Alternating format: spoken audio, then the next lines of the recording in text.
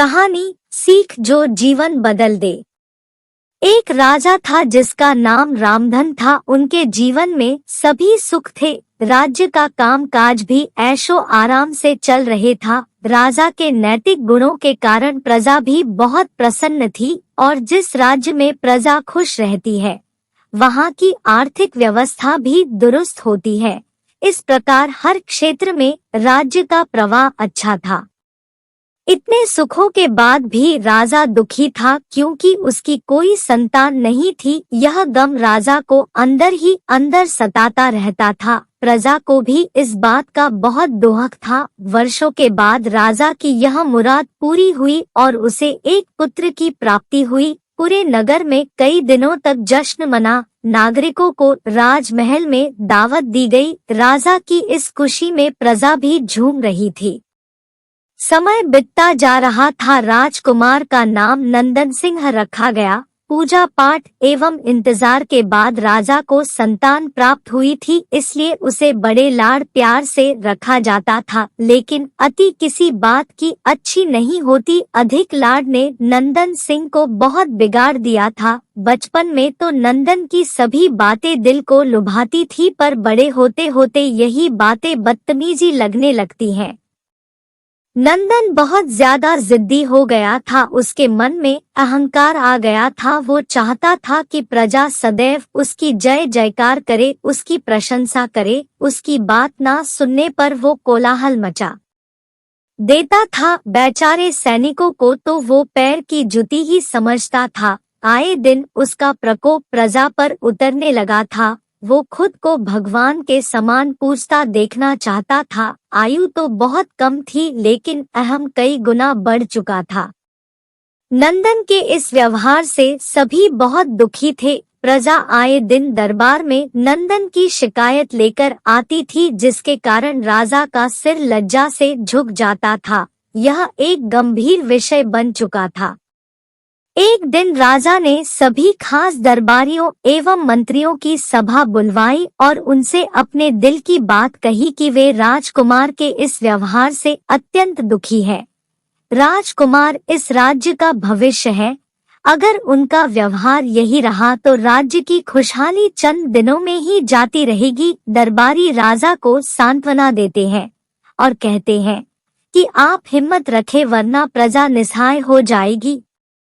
मंत्री ने सुझाव दिया कि राजकुमार को एक उचित मार्गदर्शन एवं सामान्य जीवन के अनुभव की जरूरत है। आप उन्हें गुरु राधागुप्त के आश्रम भेज दीजिए। सुना है वहां से जानवर भी इंसान बनकर निकलता है। यह बात राजा को पसंद आई और उसने नंदन को गुरु जी के आश्रम भेजा। अगले दिन राजा अपने पुत्र के साथ गुरु जी के आश्रम पहुँचे। राजा ने गुरु राधा गुप्त के साथ अकेले में बात की और नंदन के विषय में सारी बातें कही। गुरु जी ने राजा को आश्वस्त किया कि वे जब अपने पुत्र से मिलेंगे तब उन्हें गर्व महसूस होगा। गुरु जी के ऐसे शब्द सुनकर राजा को शांति महसूस हुई और वे सहर्ष अपने पुत्र को आश्रम में छोड़कर राजमहल लौट गए। अगले दिन सुबह गुरु के खास चेले द्वारा नंदन को भिक्षा मांग कर खाने को कहा गया, जिसे सुनकर नंदन ने साफ इनकार कर दिया। चेले ने उसे कह दिया कि अगर पेट भरना है तो भिक्षा मांगनी होगी और भिक्षा का समय शाम तक ही है, अन्यथा भूखा रहना पड़ेगा। नंदन ने अपनी अकड़ में चेले की बात नहीं मानी और शाम होते होते उसे भूख लगने लगी, लेकिन उसे खाने को नहीं मिला। दूसरे दिन उसने भिक्षा मांगना शुरू किया। शुरुआत में उसके बोल के कारण उसे कोई भिक्षा नहीं देता था, लेकिन गुरुकुल में सभी के साथ बैठने पर उसे आधा पेट भोजन मिल जाता था। धीरे धीरे उसे मीठे बोल का महत्व समझ आने लगा और करीब 1 महीने बाद नंदन को भर पेट भोजन मिला, जिसके बाद उसके व्यवहार में बहुत से परिवर्तन आए। इसी तरह गुरुकुल के सभी नियमों ने राजकुमार में बहुत से परिवर्तन किए, जिसे राधा गुप्त जी भी समझ रहे थे। एक दिन राधा गुप्त जी ने नंदन को अपने साथ सुबह सवेरे सैर पर चलने कहा। दोनों सैर पर निकल गए। रास्ते भर बहुत बातें की। गुरु जी ने नंदन से कहा कि तुम बहुत बुद्धिमान हो और तुम में बहुत अधिक ऊर्जा है, जिसका तुम्हें सही दिशा में उपयोग करना आना चाहिए। दोनों चलते चलते एक सुंदर बाग में पहुंच गए, जहां बहुत सुंदर सुंदर फूल थे, जिनसे बाग महक रहा था। गुरु जी ने नंदन को बाग से पूजा के लिए गुलाब के फूल तोड़ने कहा। नंदन झट से सुंदर सुंदर गुलाब तोड़ लाया और अपने गुरु के सामने रख दिए।